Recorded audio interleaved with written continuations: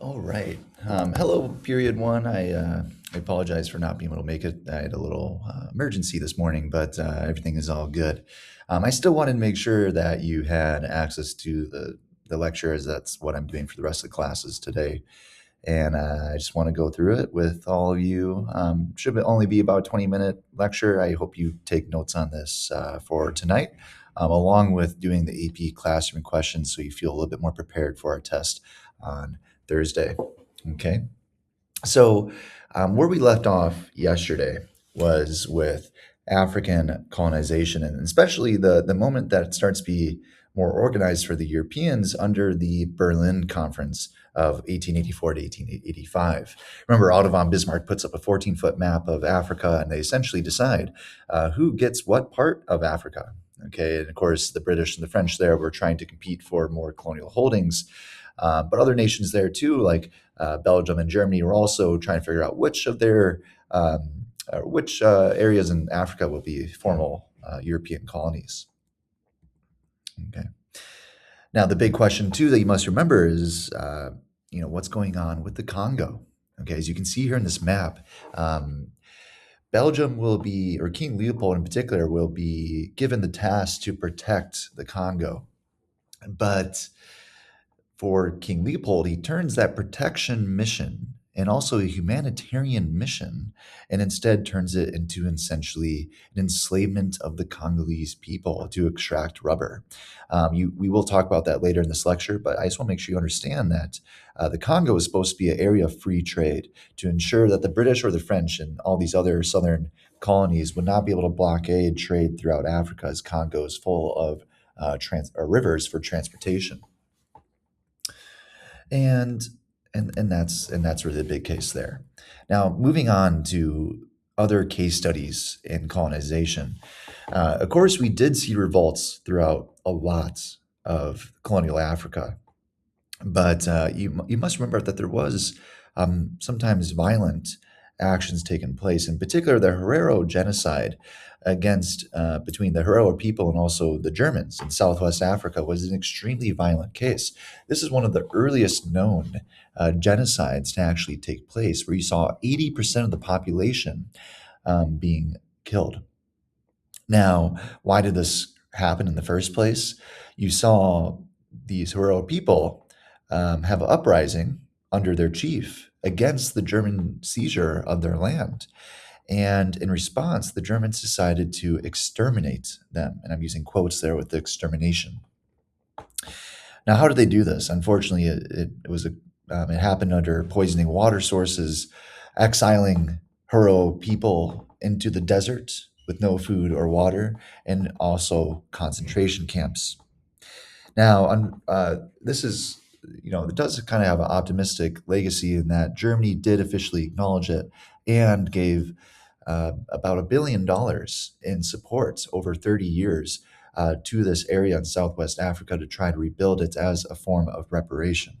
Okay, this is a pretty rare case of a European country initiating reparations for their past crimes.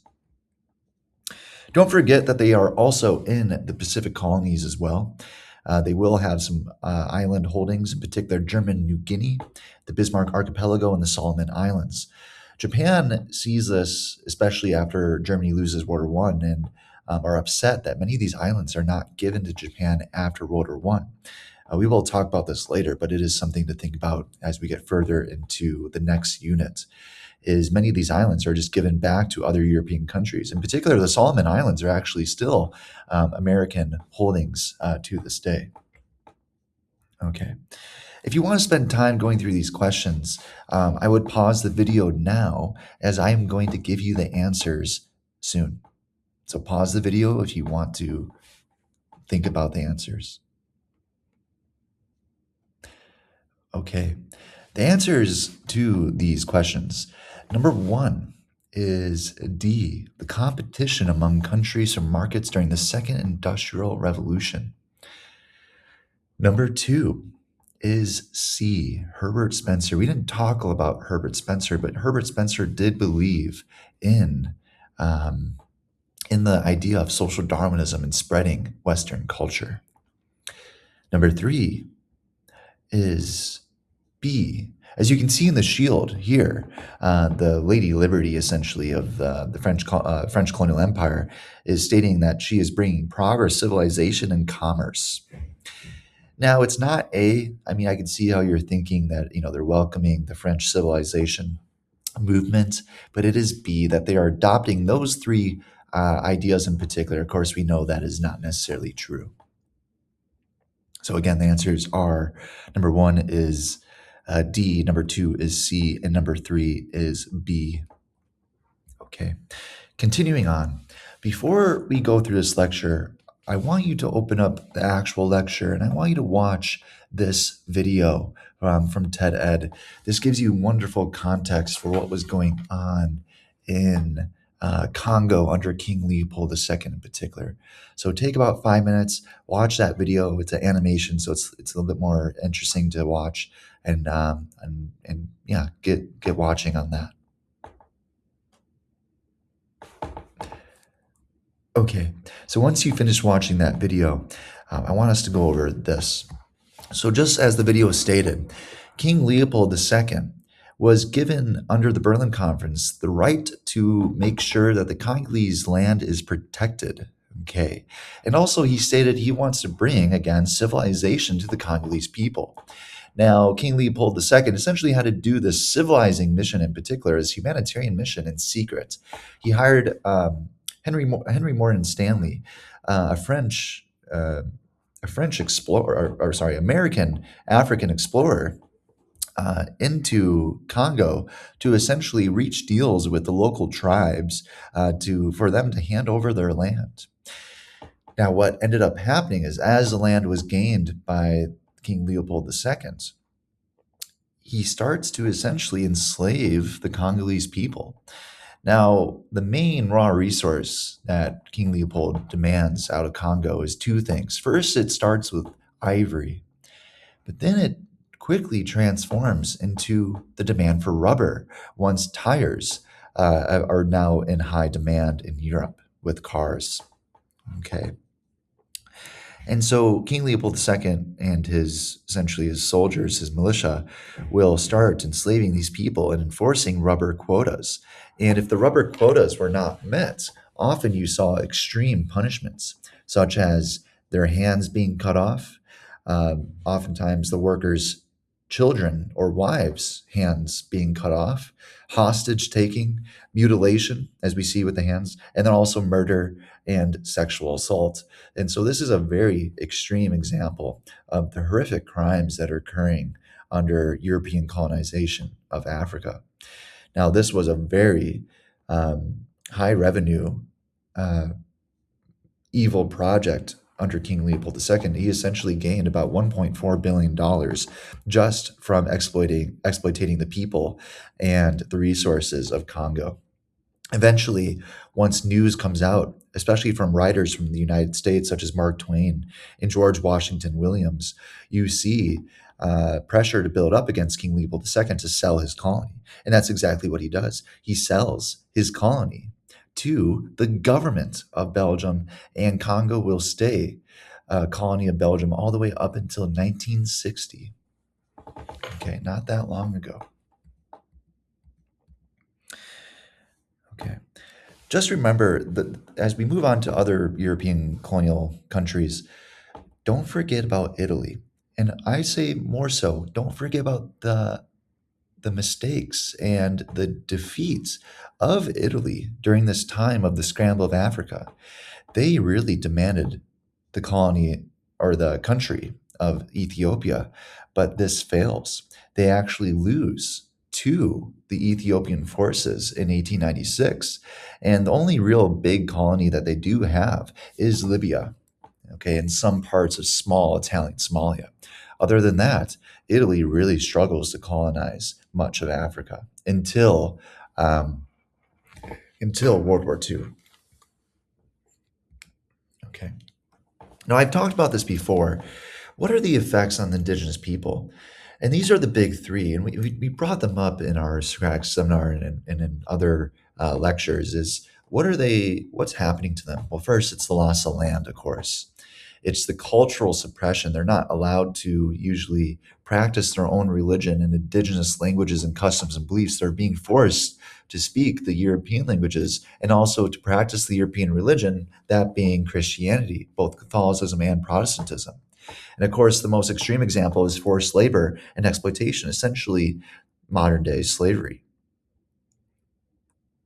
Okay. Now, the economic effects we talked about too. I mean, you remember the Europeans are there not to build up industrial infrastructure. They're there to take raw materials. And we talked about these raw materials: rubber, diamonds, cotton, minerals, cash crops, and so on. Cotton, and if you go to North Africa, this was about extracting as much resources as they possibly could. It's not about building it up. And so you saw a lot of environmental degradation.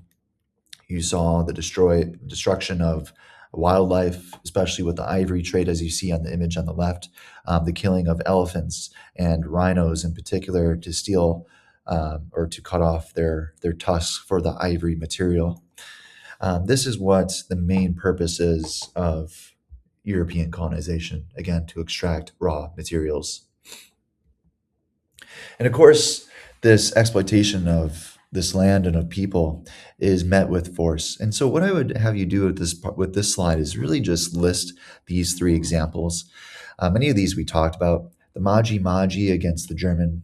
They believed in the magical water would protect them from bullets, and so they had a very high morale in fighting against the Germans. To the German surprise as well, that they were willing to risk their lives so easily to fight back against the Germans. One of the most famous examples of resistance is the Zulu War, the British Empire against the Zulu Kingdom. This was a pretty violent war and led to many British Empire deaths.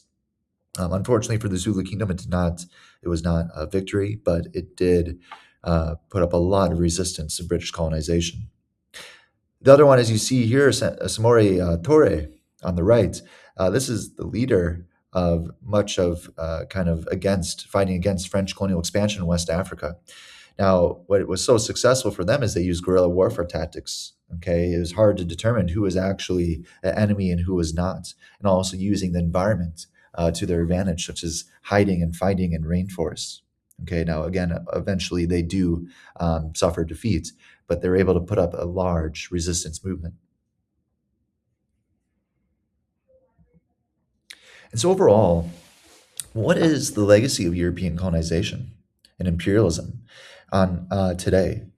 Now, today, you can see there's many civil wars in Africa, and there's a reason for that. I think it's wrong to state that just because of their not as developed industrial infrastructure or well-established states. It's not right to say, well, that's the reason for their civil wars and their tension in the continent of Africa. In particular, it has a lot to do with the borders that were being drawn up by European countries, forcing many ethnic groups into certain areas that generally may not have gone along. And so you see a lot of this political fragmentation. And today, you're still seeing the economic dependency on the Western world.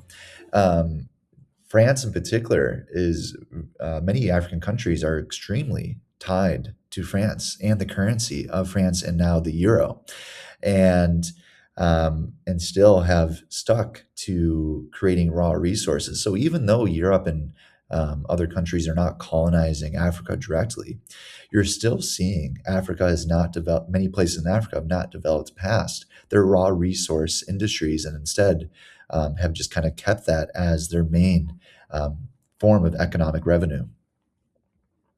But you do still see cultural renaissance, bringing back these traditional African values and religions now into modern day life. Okay, and that's the big takeaways that you need to know. We'll discuss this more as we get into the Cold War unit, as these effects are very prevalent as these countries start to decolonize in the 50s and the 60s.